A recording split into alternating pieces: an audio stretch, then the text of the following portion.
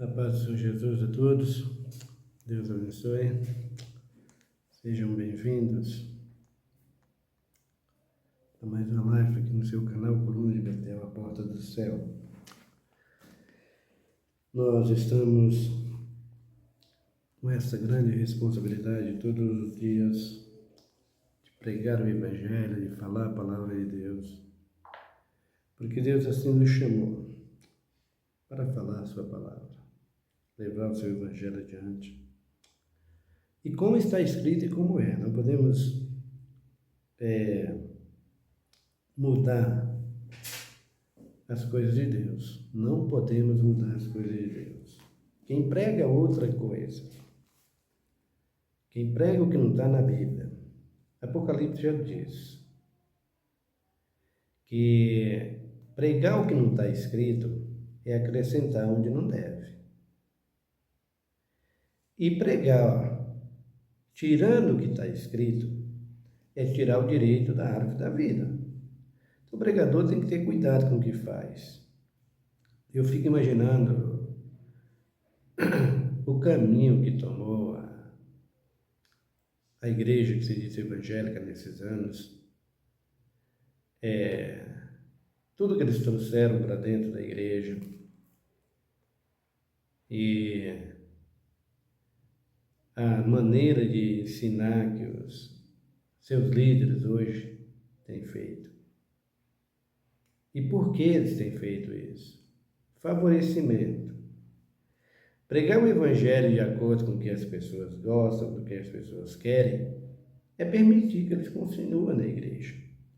Mas pregar o Evangelho, como o Evangelho é para ser pregado. Então, isso faz com que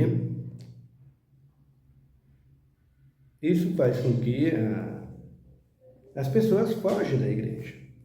A pessoa não quer verdade, queridos. As pessoas não querem verdade. As pessoas querem facilidade. Quanto mais você facilita as coisas, fala o que é bom e agradável a eles, mas isso interessa.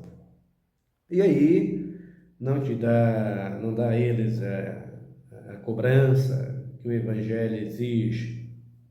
Como um exemplo, mulher se vestir como homem se vestir como mulher cortar o cabelo e homem crescer o cabelo, mulher se encher de piercing, o homem se encher de piercing, e de todas essas coisas, essas vaidades que não convém ao cristão. Eles tiram isso lá do Velho Testamento, as rainhas, como elas faziam, como elas se vestiam, e assim foram ensinando e trazendo essas práticas que não convêm à igreja, e a igreja anda por esse princípio. E os pastores, vendo que isso cativava o povo e o povo permanecia na igreja, começou a ensinar que não tinha nada a ver, que isso foi do passado, que isso já foi, já passou. Mas eu digo a você, biblicamente, sem medo de errar, se não deixar essas práticas de mulher se vestir roupa de homem, calça, essas coisas, não tem salvação. Fale o que quiser. Pode me chamar do que quiser chamar, pode dizer o que quiser de mim, mas biblicamente não entra no céu. Deus criou macho e fêmea. A fêmea se veste como fêmea, como mulher, porque é mulher, e o macho como macho, porque Deus criou lá no Éden. Fez a roupa para Eva e fez roupa para o Adão, cada um a sua. Mas tem nações por aí que os homens vestem saia, que os homens fazem problema da nação aí. Estou te falando de evangelho, não é de costume de nação. O evangélico, o cristão evangélico, ele tem um padrão de vida.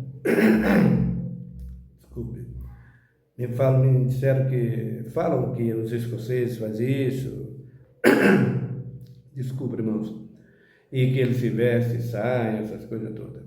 Mas no momento que eles se converterem, eles vão ter que deixar o costume da sua nação para usar o costume de Deus. O crente não tem uso e costume. O crente tem padrão de vida.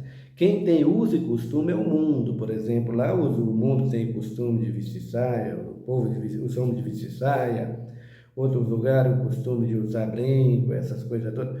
Isso são uso e costume do mundo. A igreja tem regra, vida e doutrina, disciplina, como Deus chama.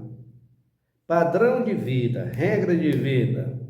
Então, essa é uma das coisas que os apóstolos dessa geração e as igrejas como Paz e Vida, Universal, Deus é Amor, que já voltou a fazer isso, o líder foi embora e voltou a fazer isso, todas as igrejas apostólicas, todo o gospel, todas as assembleias batistas, adotou esse sistema porque é bom, o povo ficar lá dentro, é lucro para eles. E isso não vai exigir nada delas, do povo. Agora, comece a exigir do povo aquilo que a Bíblia manda. Para você ver se o povo não vai fugindo. Um vai para uma igreja ali, outro vai para a igreja lá, para ver se lá não ensina assim, para ver se lá ensina de outro jeito. E assim os pastores vão criando as suas igrejas. E cada um tem a sua forma de ensinar. O que é totalmente errado. Por quê? Porque Deus é um só. O pastor tem o seu jeito de pregar e de ensinar a palavra, mas aquilo que está dentro da Bíblia, aquilo que está fora da Bíblia, se ele pregou e ensinou outra coisa, vai pagar preço.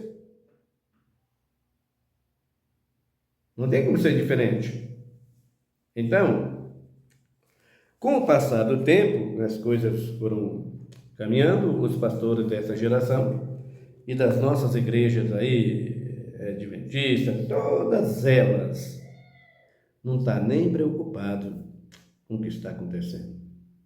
O que estão preocupados é que os membros estejam lá para dar a eles o seu dízimo e as suas ofertas.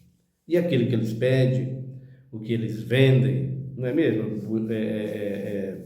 Bispa, as suas boutiques, os seus bazares da pichincha, como diz o mundo aí, lá dentro da sua igreja, que tem de tudo para vender, não é isso?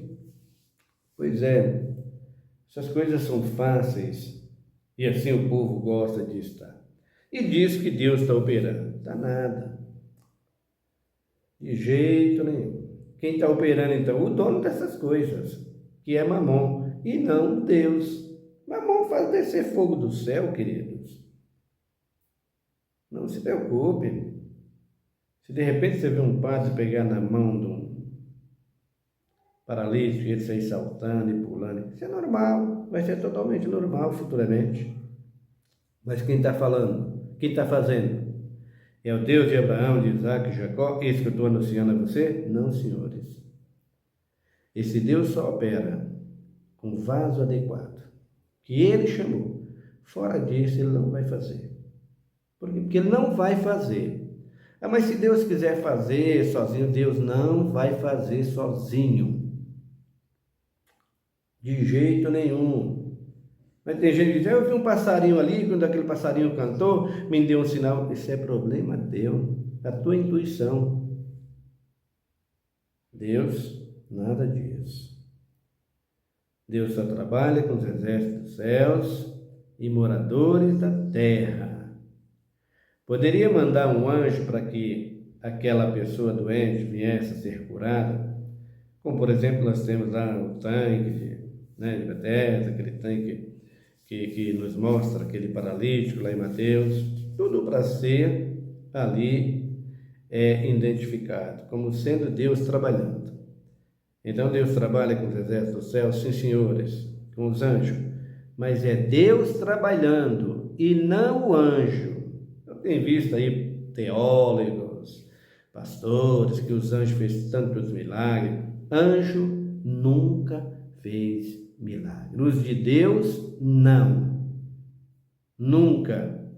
Ah, mas Gabriel foi falar com Maria, e Maria liga. Isso não é um milagre. Milagre que Deus fez, não Gabriel. De jeito nenhum. E aquele milagre dos Amalequitas vindo contra Gideão, o anjo veio e destruiu. Que milagre é aquele? O anjo não fez nada ali. O anjo usado por Deus, pelo poder de Deus, pela graça de Deus, manuseou a espada e destruiu a todos. Como segundo Crônica 32, 7, 8 para frente. O Senhor disse em Isaías e o rei Ezequiel. Orou por Israel, Deus enviou um anjo que matou 185.000 pessoas no arraial dos inimigos, naquele dia dos assírios, para dar vitória a Israel. O anjo veio enviado por Deus, com a unção de Deus, com a virtude de Deus, com a ordem de Deus, e não o anjo por si só. Nunca alguém sem a direção de Deus faz um milagre de Deus. Só através do Senhor. Então você confirma, você pode me perguntar, então você confirma que os anjos nunca fez milagre? Não.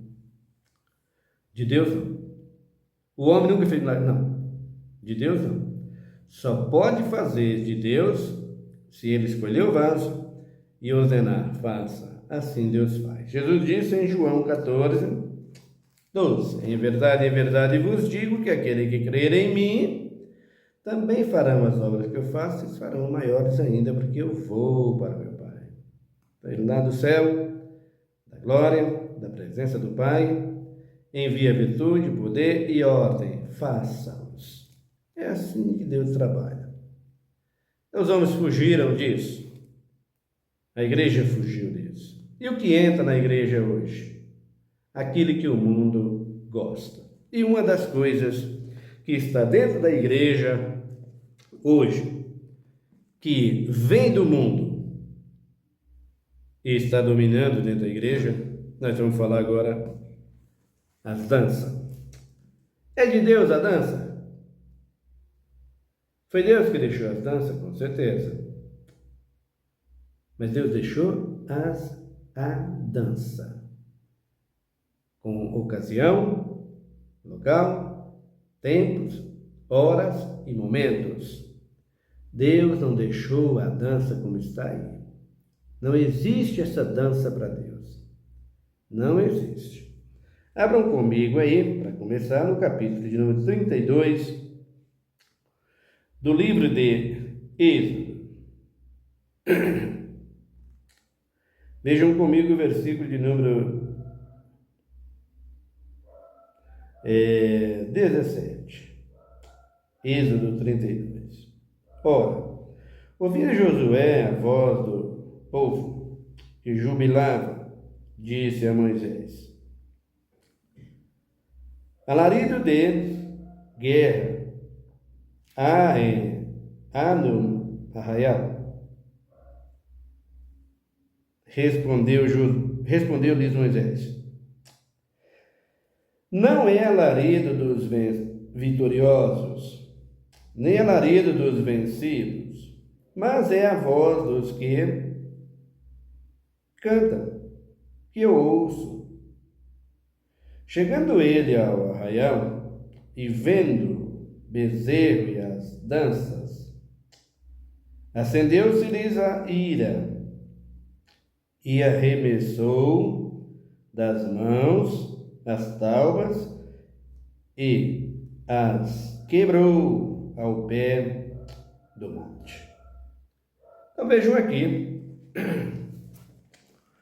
que os filhos de Israel, que Deus tirou da terra do Egito pelas mãos de Moisés, estavam andando em direção a Canaã, terra prometida, e no caminho até chegar lá, foram acontecendo os altos e baixos, as provações, Deus buscando o coração de Israel para saber se eles estavam com Deus mesmo, e Deus permitindo que lutas e tribulações viessem até eles, para que eles pudessem mostrar a quem servia. Por isso, meu querido, minha querida, lutas e tribulações, o cristão tem que passar. Se o cristão orar a Deus dizendo: eu não quero lutas e tribulação, Deus vai dizer: eu também não te quero. Pega as suas malas e suas trouxinhas, como diz o mundo aí, e cai fora do caminho de Deus. Com certeza, Deus não aprova o crente que não está disposto a passar por lutas e tribulações. É gostoso tomar o café da manhã com Jesus, o café com Deus, o chá com Deus, né? E se Deus travar e você não tiver o chá e o café para tomar com Ele, como é que você vai fazer? Porque isso virou uma moda, né? Um chavão aí, né? Para as pessoas da Ibope aí, para aqueles que estão na frente dos ministérios, das redes sociais. Nada mais do que isso. Mas e se Deus chamar você e te colocar na prova? A Bíblia é repleta de versículos. E Paulo diz assim, aliás, Jesus, começa com Jesus em João: no mundo tens aflição. Não foi isso que Jesus ensinou aos seus apóstolos? Mas tem de bom ânimo, eu venci o mundo. E diz o apóstolo Paulo: meus irmãos, tenhais grande gozo quando passar por grande tribulação. Mais tribulação quem passou foi o nosso Jesus, não é, querido? Aliás, o Tiago diz isso. Então, meu querido, se você não está disposto, você não tem como dizer: sou servo de Deus. Moisés subiu para receber de Deus a ordem sobre as tábuas, sobre os mandamentos, a lei divina, deixa Israel com os cuidados de Arão e seus comandados, e ele vai com Josué para receber de Deus a ordem sobre como seria o caminho daí para frente para Israel, para toda a raça humana. Igreja, entenda: Israel, a nação divina que Deus escolheu, hoje não é Israel escolhido por Deus, hoje é a igreja, querida, é a igreja. O Israel de Deus hoje é você, igreja. A nação de Israel se tornou uma nação comum diante de Deus. Mas Paulo fala isso em Romanos. Vai ler a Bíblia e significa o que Paulo está querendo dizer. Lê a palavra de Deus, examina, se dedica para saber o que Paulo está querendo dizer. Então, hoje Israel é você. Portanto, todas as leis e todas as ordens e toda a disciplina que Israel passou, é você que vai passar hoje como igreja. Paulo disse em Gálatas: somos o Israel de Deus. Você precisa se conscientizar disso. Existem algumas coisas que saíram da lei, foram tiradas. Existem algumas ordenanças que saíram, e eu já expliquei tudo isso aqui. Está nos vídeos. É só você acompanhar. Só você olhar. Saíram alguma coisa? Saiu, por exemplo, a circuncisão, que foi trocada, substituída pelo batismo. Não tem mais a circuncisão, porque o batismo entrou no lugar. Uma nova aliança, não? Então, quando Moisés vai para o monte, volta, os filhos de Israel não teve a paciência de esperar. Vejam, não conseguiram ficar 40 dias sem esperar a ordem de Deus através de Moisés. Assim é o crente. Não segue nada hoje. O apóstolo revelou, o bispo revelou, o pastor revelou, a irmãzinha revelou, sapateou, rodopiou e disse: eis que eu te digo, eis que eu te digo, meu servo, vai acontecer isso contigo, vai ser assim, vai ser assado. Você quer receber a hora, não? E aí não quer passar pelas lutas, pelas dificuldades. Que há, que existe, que vem e que tem que vir sobre o cristão. Jesus, lá em Mateus, na lei da semeadura, ou seja, semeando a semente da palavra, ele disse que assim acontece. Por causa da palavra, o povo não suporta e ó, cai fora, deixa o caminho dele. Aí Israel fez isso aqui, ó. Moisés vai buscar as tábuas, a leitura, a escritura de Deus. Antes de chegar, já viu o barulho, ele já avisava. Falou, Moisés, ó, está acontecendo algo lá no meio da tua congregação, desce lá. Leia o capítulo aqui que você vai ver. Quando Moisés chega lá, o povo festejando, dança, é sinal de festividade, de alegria. É uma das artes mais lindas, uma das artes mais bonitas. Como eu gostava de ver a dança. Não dancei muito, mas eu dançava tudo. Inventava, dançava não, eu entrava no meio, mas dançar mesmo, não. Eu gostava de ver, né? Hoje não acompanho mais, mas no passado tinha alguns filmes aí de dança. Curtia muito. A dança é uma das artes mais belas, mais lindas, mais maravilhosa que existe, eu acho. Mas vindo para o Senhor, busquei entender o que é a dança na igreja. A dança na igreja. Aqui tem um exemplo. Os filhos de Israel manda que Moisés ou que Arão e os demais sacerdotes arrumem Deus para cuidar deles. Porque Moisés, para eles, fazia 40 dias que tinha ido, tinha voltado mais, tinha desaparecido. Primeira coisa, os filhos de Israel não conheciam o Deus que os libertou. Estava dando Moisés como Deus deles. É certo que Deus disse para Moisés, você representa a mim na frente deles. Mas, o que acontece é que Moisés era homem igual a todos. E veja como o povo, a tendência do povo é isso. A pessoa faz alguma coisa, já é um Deus. A pessoa faz qualquer coisa, já é canonizado pelo papado romano, está lá, canonizar fulano, fazer isso, fazer aquilo, e aí vai por aí afora. Não é assim? Mas a igreja tem que fazer separação. Deus único, no que diz respeito, existência real. Agora, no que diz respeito às coisas desse mundo, está cheio de Deus. Satanás é um deles.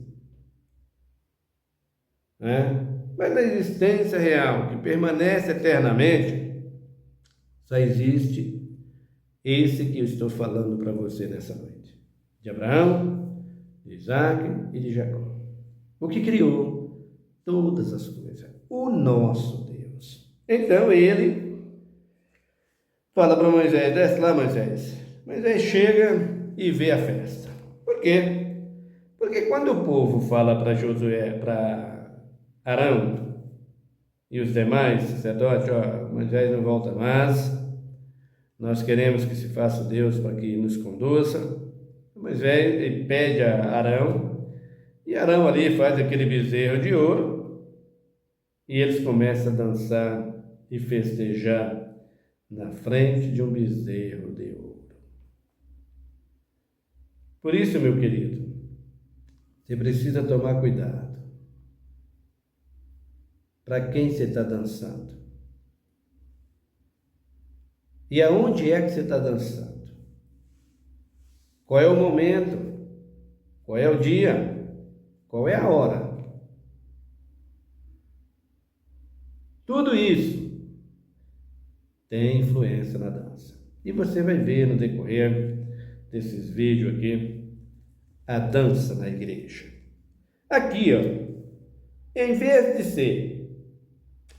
ser bênção, era o quê? Maldição. Ao invés de trazer vida para Israel, trouxe o quê? Destruição. Por quê?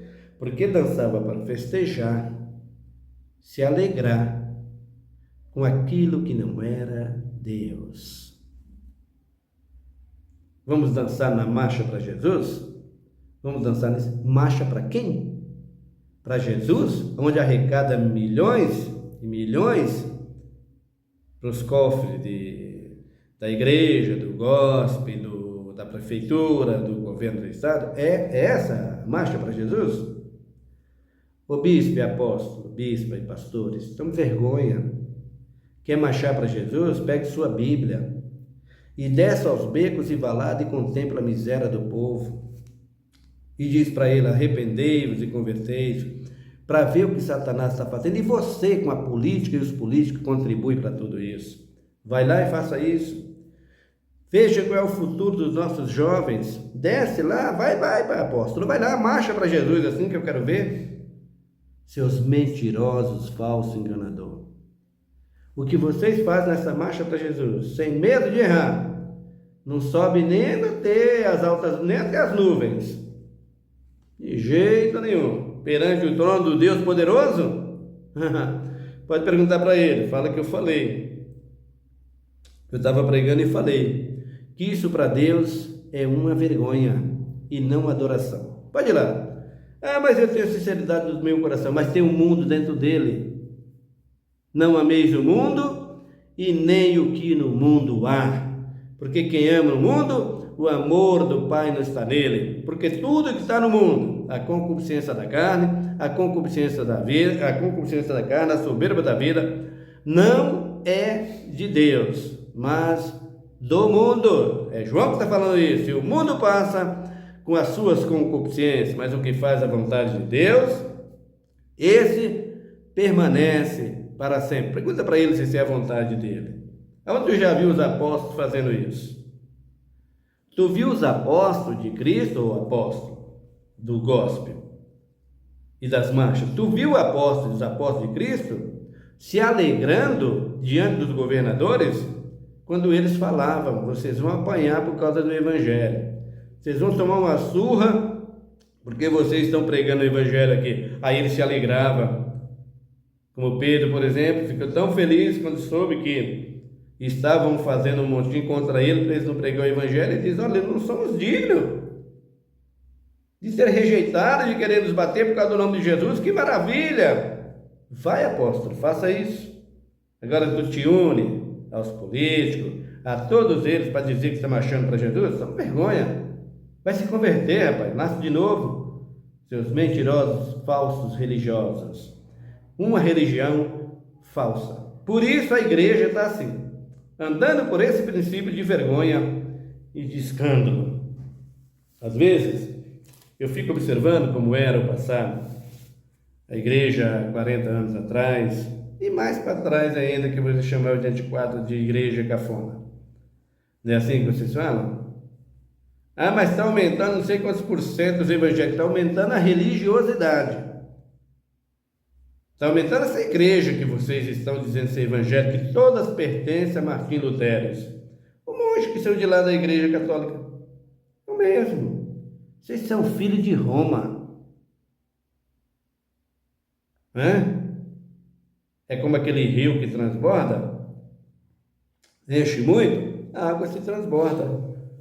Roma se encheu muito e se transbordou. Como? Fazendo uma reforma. Através disso aí, Martim Lutero.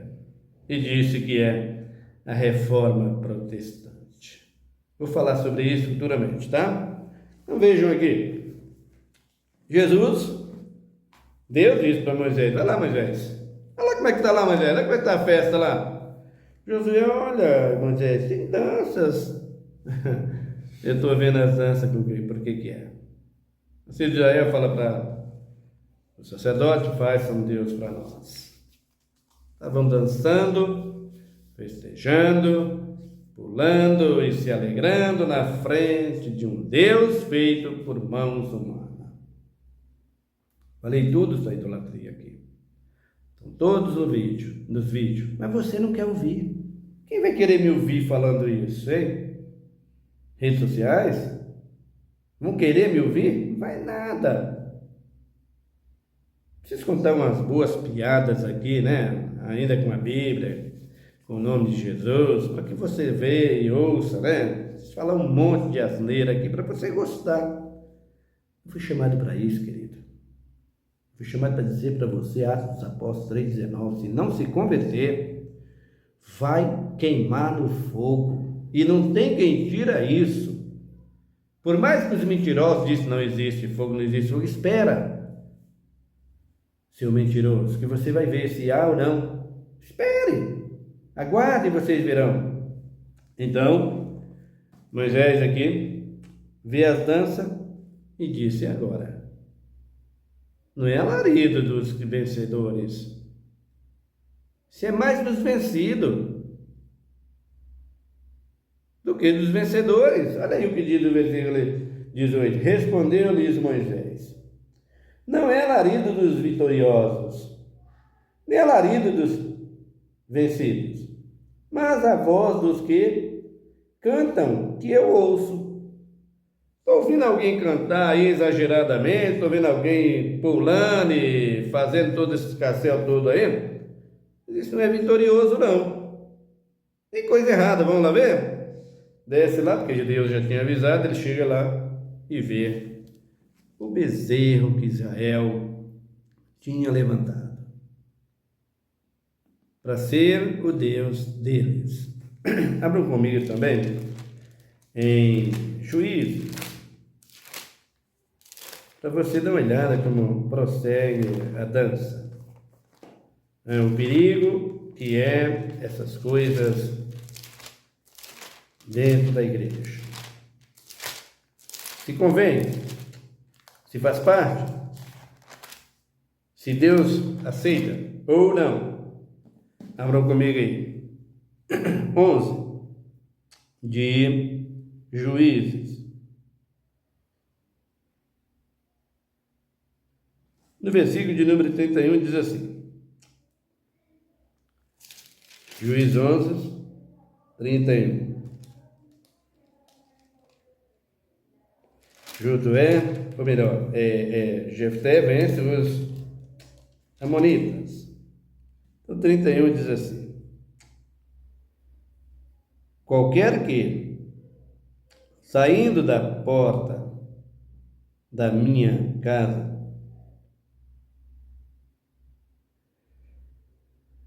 me virei ao encontro, voltando eu,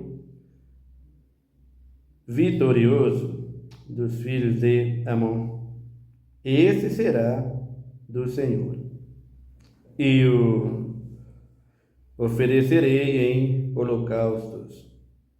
Assim Jefté foi de encontro aos filhos de Amon a combater contra eles, e o Senhor os entregou nas suas mãos. Jefté feriu-os com grande mortandade, desde Aroé até chegar a Mínites, 20 cidades até Abel Quirarim. Assim os filhos de Israel subjugaram os filhos de Amon. Vindo Jefté a Mispa, a sua casa, a sua filha lhes saiu ao encontro com Aduf, com dança. Era ela filha única, não tinha ele outro filho, nem filha. Quando a ouviu, rasgou as suas vestes e disse: Ah, filha minha, muito me abatestes, és a causa da minha calamidade. porque fiz voto ao Senhor e não tornarei atrás.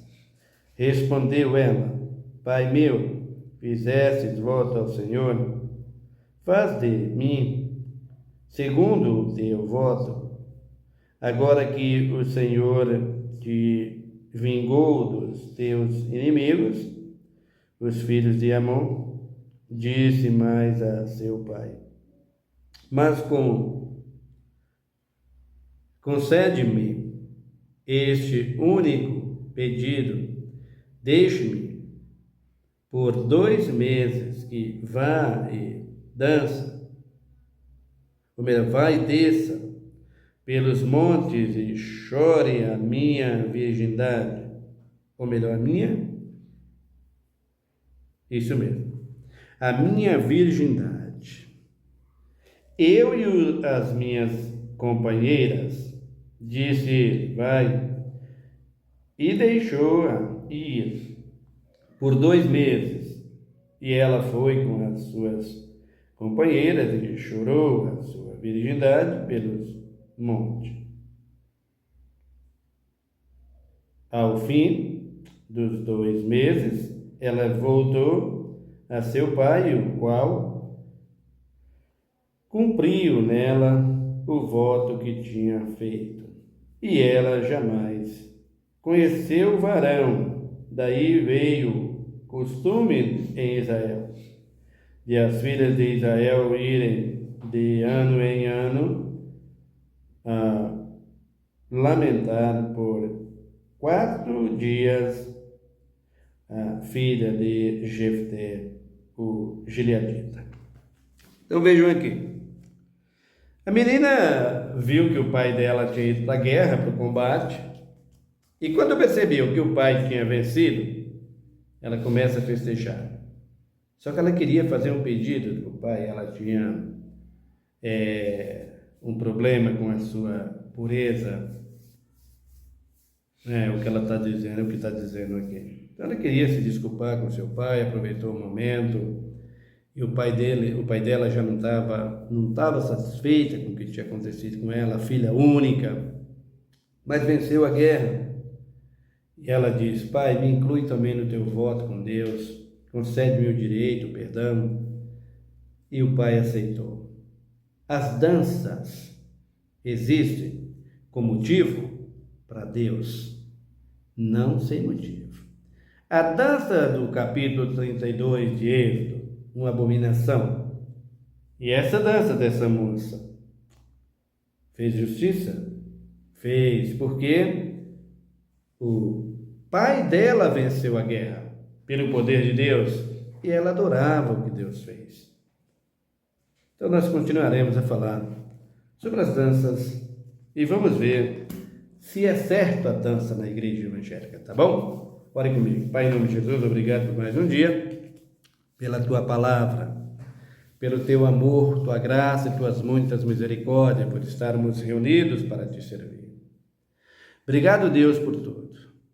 O Senhor tem, meu Deus e meu Pai, buscado os teus servos que realmente querem pregar o teu evangelho, a tua palavra com sinceridade, que quer pregar o teu evangelho com justiça e com amor. Oxalá o serviço, Pai. Estou pregando. Conceda-me a graça e o privilégio de falar para o mundo a tua verdade, o teu evangelho, como ele está escrito, como ele é. Tem muitos evangelhos pregados hoje. E tem muitos pregando. Não pode parar. Foi o Senhor que diz. Mas queremos falar o que diz a tua palavra, Pai. Ó Deus, abençoa-nos. Abençoa a tua igreja, abençoa o teu povo. Nos abençoa, Pai. Abençoa os que acompanham esses vídeos, os que acompanham esse canal, os que se inscreveram nele. Abençoa-nos, ó Deus, e nos dê a graça para pregar o teu evangelho. Eu te peço que socorra os enfermos nessa hora, Pai. A nossa juventude, Pai, que está sendo entregue à destruição, à dissolução, à morte, aos vícios e a tantas ruínas. Mas tu, ó Deus, é um Deus que prometeu que sempre teria um remanescente. Tu ia buscar. Nos ajuda, Deus. Abençoa a nossa nação, sara a nossa terra. Obrigado, Pai, pela chuva que cai sobre a terra, pelo frio, pelo sol, pelo calor, por tudo, Senhor. Obrigado pelos nossos familiares. Obrigado, Pai, pela saúde, pelo pão de cada dia. Abençoa-nos e usa-nos em Tuas mãos, Pai. Abençoa o meu povo, os jovens da nossa nação. Faz justiça contra aqueles que contribuem para a nossa destruição da terra, a começar os políticos. Pai, nos ajuda a vencermos, a dar a Ti o louvor que é devido ao Teu nome. Faz o Teu povo saber e entender o que é o gospel, o que é a dança na igreja. E é disso que nós estamos falando, Pai. Ilumina os nossos entendimentos para falar como Tu mandas, Pai. Em nome de Jesus Cristo, hoje e para sempre. Amém. Que Deus te abençoe, meu querido irmão. Fique em paz, até o nosso próximo vídeo.